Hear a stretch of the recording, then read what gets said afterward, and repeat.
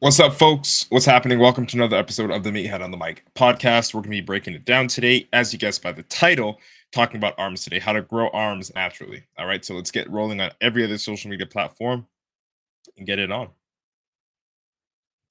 Yo, what's up, people? What's happening? Welcome to another episode of the Meathead on the Mic podcast. It's your boy, IFBB PRO Matt Butale, and today we're going to talk about how to grow your arms naturally. All right, the best tricks that I've used to help me grow my arms. Again, this is something that I talk about a lot when it comes to arms, when it comes to chest, but I still think it is valuable to bring up every now and again because I know you guys and girls don't take notes, and there are things that you often forget when you do tune into the other episodes. So, with that out the way, with that said, I want to let you know that we'll be bringing that up again so that we can benefit and, of course, get bigger arms, bigger chests, bigger legs whenever we have this conversation, right?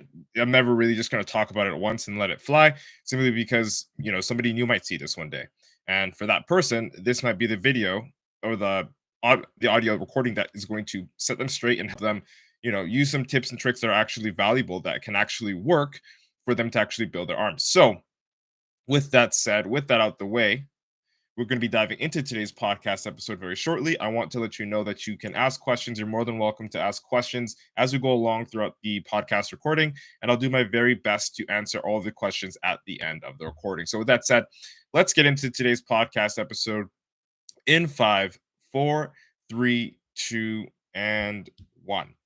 Yo, what's good, meatheads? Hope you're having an amazing day, and welcome to another episode of the Meathead on the Mic podcast. It's your returning champion, IFBB Pro Matt Butale, coming at you today with another topic. And today I'll be sharing a hack that helped me essentially go from not being able to fill out a small t-shirt to being able to fill out a large t-shirt. All right, so we're going to be talking about arms and how to grow them specifically without PEDs. Okay, so that's what we're going to be focusing on today's episode. If this is an issue that you have, typically guys care about this, girls don't really care too much.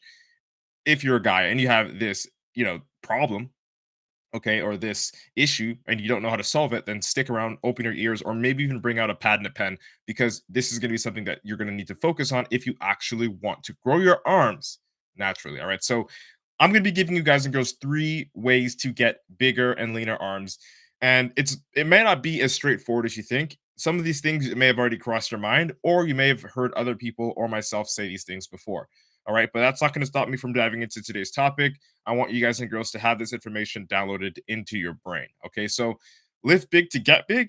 I mean, we always hear that, or at least most of us guys hear that. If you want a big chest, you got to have a big bench. If you want big legs, you got to have a heavy squat. If you want a big back, you got to have a heavy bent over rows. Big. What essentially you lift big, you eat big, and you get big. Right? Isn't that what it is? Isn't that how we do it? Well, yes and no, but more of a resounding no. If you don't even understand, we're going to break that down right now. So, like, essentially, getting bigger almost always equates to getting stronger, right? Like, we know that in order to put on some muscle tissue, you've got to be able to put in some food and put up some weight, right? Like, in theory, that's how it should work, and it does work like that for the most part. However, in the case of arms, it's not so much of that, right? And it's not so much of eating big, getting big, or sorry, eating big, lifting heavy to get big arms. It's not as linear as that. Like, yes, that is an approach you can have. Yes, that will work, but it's not the only approach. And it's probably, even if you were able to grow your arm size doing that method, the type of growth that you would be putting on is something you might not even be proud of, because to grow your arms is one thing, but to grow your biceps and your triceps specifically in the middle part of your biceps as well, to isolate and have a lean, developed, shredded arm is a lot different than having a big arm. You know what I mean? Like, let's compare it like this. Let's put it this way. Big arms, right? Think of a power lifter. Think of any literal, like a strongman even, right? They're strong. They've got really fucking big arms, like big arms, and it's not all fat. It's like, there's some muscle there. You know what I mean? It has a function. It serves the purpose. It's used for lifting and pushing heavy weight, and they eat big, so they look big, right? Now think of that versus a bodybuilder.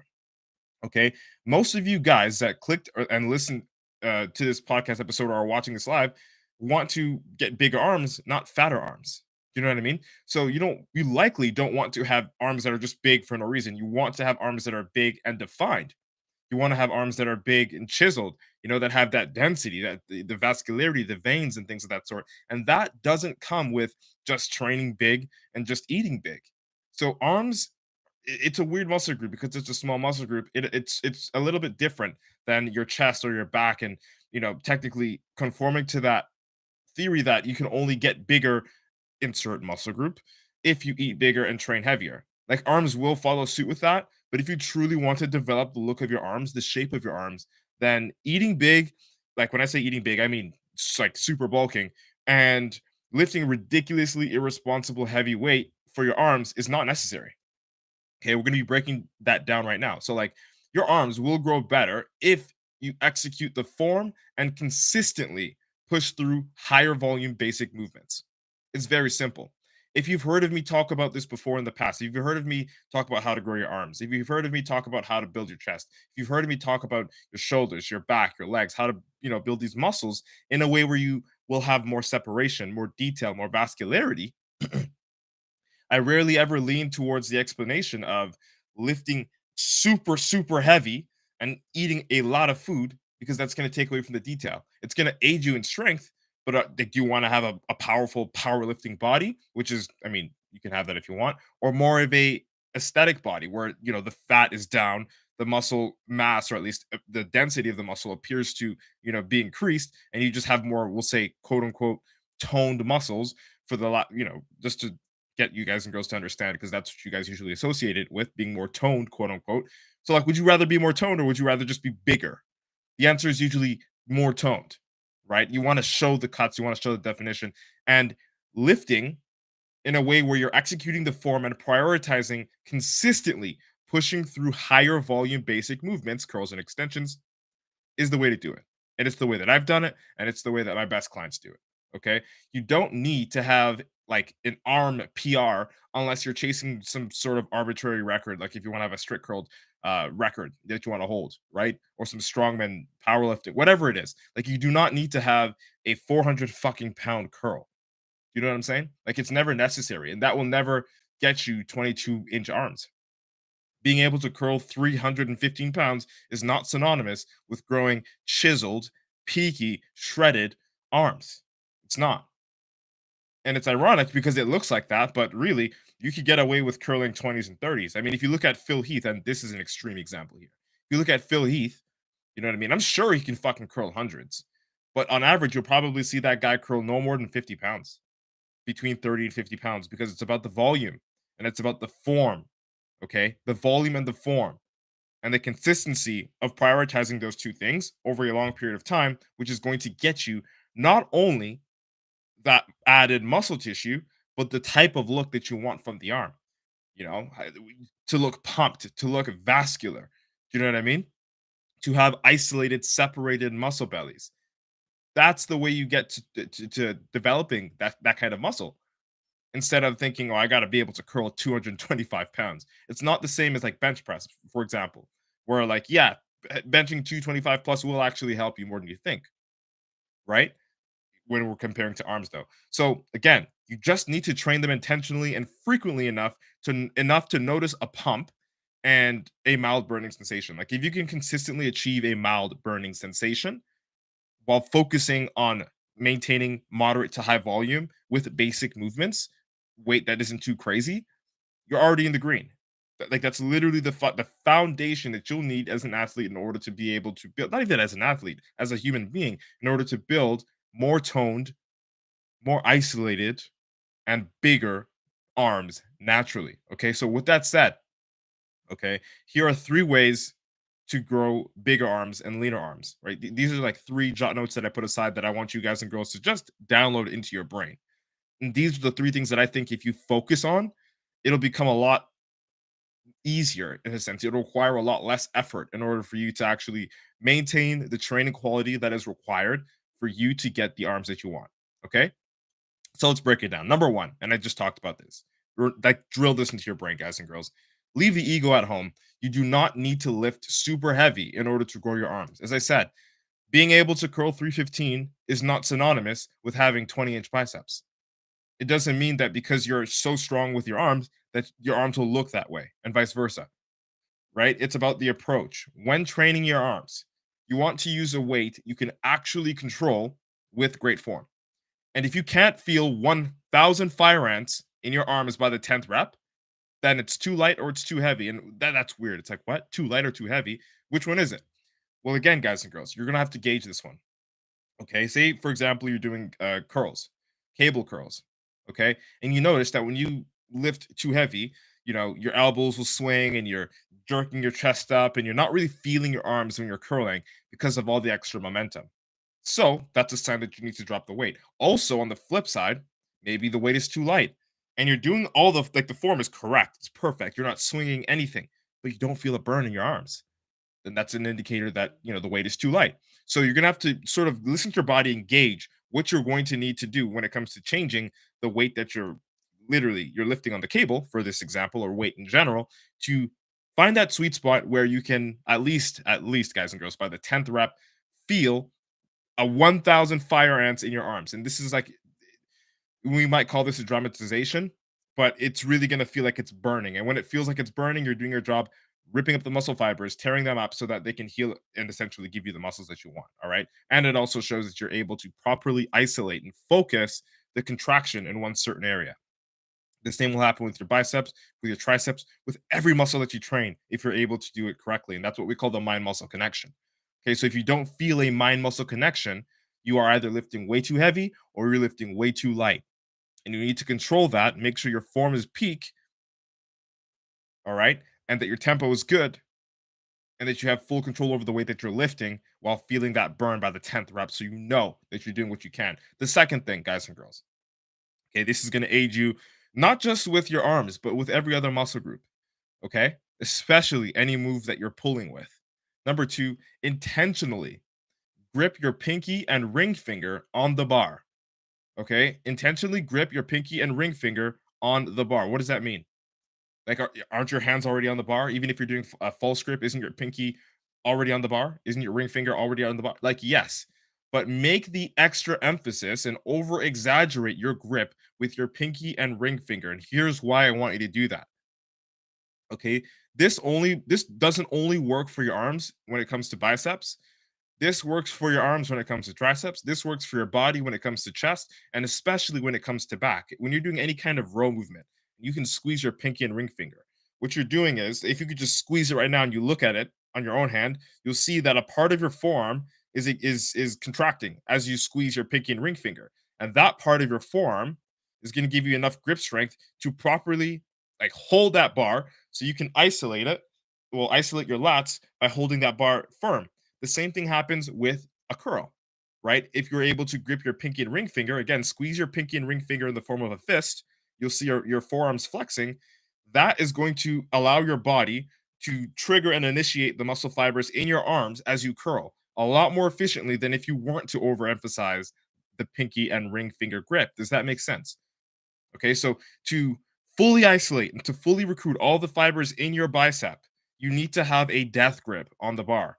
And the best way for me to emphasize this is to squeeze extra hard with your pinky and ring finger and twist your thumb outwards so that it points away from you. And that you can see as you curl up, the muscle will ball up a lot tighter. You'll be able to feel a lot more tension. And of course, your forearms will be a little bit active too, there, which of course will help you get some forearm gains, which will also help out with the balance of the performance and the aesthetic overall look of the arms. Okay, so grip strength is really fucking important. Having a firm grip on the bar for a bicep curl is going to engage your forearms and allow you to get a better bicep contraction.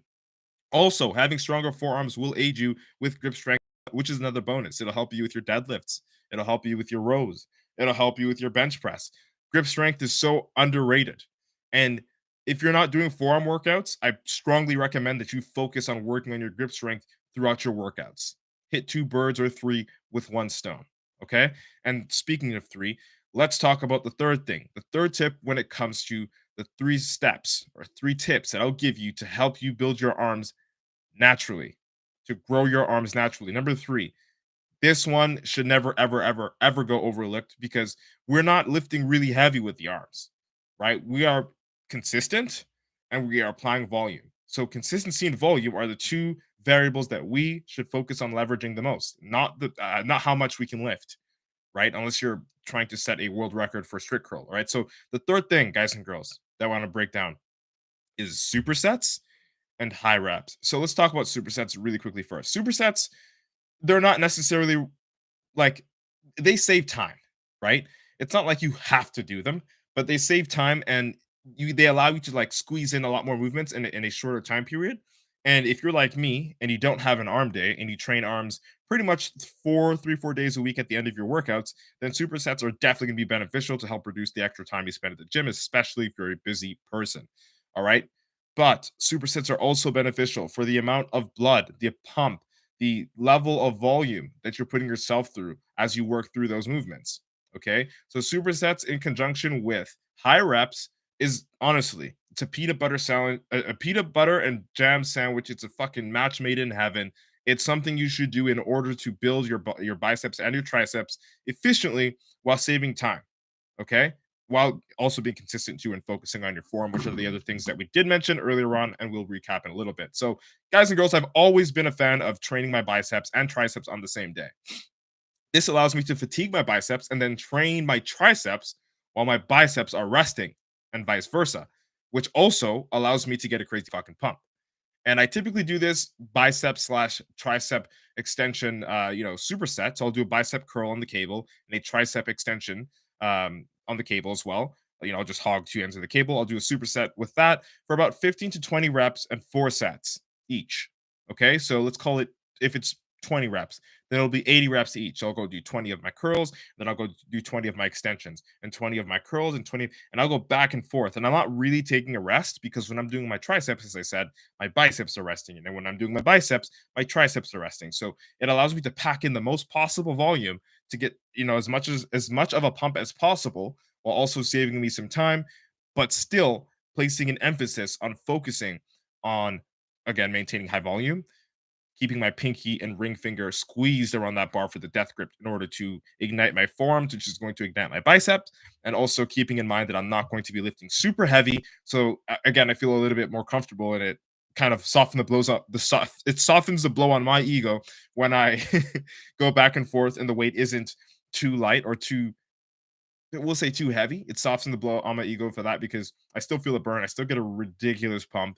But I also don't have to convince myself that I have to lift a little heavier because I got more rest time. Because I'm cutting up my rest time just by going back and forth, right?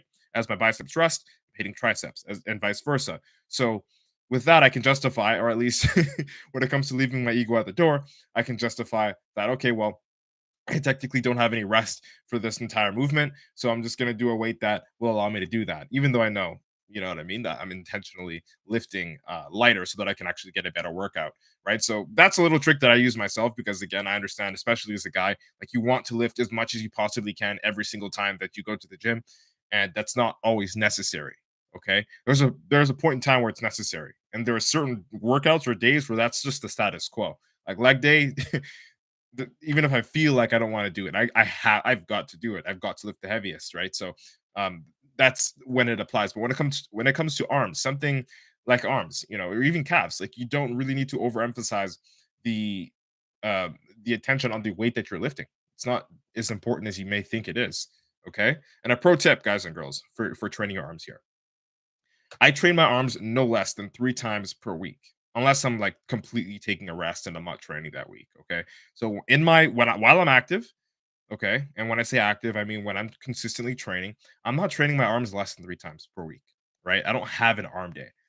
So the way that I do it is at the end of my workouts, I would just target them because they're smaller muscle groups, and I would always do the larger muscle groups first, the back, the chest, or whatever I'm training that day. Like my main focal point will be another muscle group. And then at the end of the day or at the end of the workout, I would focus on the smaller muscle groups because they can take high volume and they can grow when fully recovered.